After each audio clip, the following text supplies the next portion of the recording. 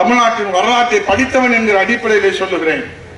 ஒருமுறை திமுக ஆட்சிக்கு வந்துவிட்டால் மீண்டும் திமுக தமிழகத்தில் ஆட்சிக்கு வந்ததாக வரலாறு இல்லை என்பதை நீங்கள் மனதிலே வைத்துக் கொள்ளுங்கள்.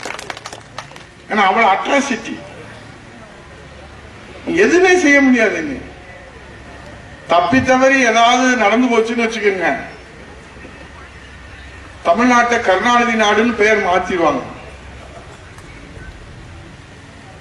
வர்றார் வர்றார் ராஜாதி ராஜ ராஜ மாத்தாண்ட ராஜ குலத்துங்க கருணாநிதி பெற்றெடுத்த மூத்த மகன் இளைய மகன் வர்றார் வர்றார் வர்றார். யார் வர்றாரு? அதான் என் முதலமைச்சர் வர்றாரு. இது மன்னருக்குள்ள சொல்லணும். இப்ப மன்னராட்சி தான் நடக்குது முட்டாப்பையில சொல்லி நம்மளை கேள்வி பண்ணணும்.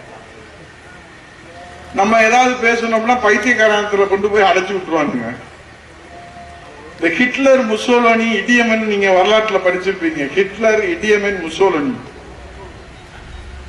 அவங்க எல்லாம் மக்களுடைய கருத்துக்கோ அல்லது தன் ஆட்சிக்கு எதிரான கருத்துக்கோ முக்கியத்துவம் தரமாட்டாங்க.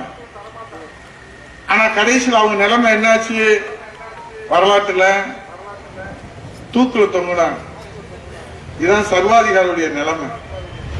ஆகவே சர்வாதிகாரத்தை இந்த தமிழ்நாட்டு மக்கள் மட்டுமல்ல, உலகத்திலே எந்த மூலையிலும் சர்வாதிகாரத்தை இந்த தாய் தமிழ்நாட்டு மக்கள் மட்டுமல்ல, உலகத்திலே எந்த மூலையிலும் எந்த மக்களும் அனுமதிக்க மாட்டார்கள்.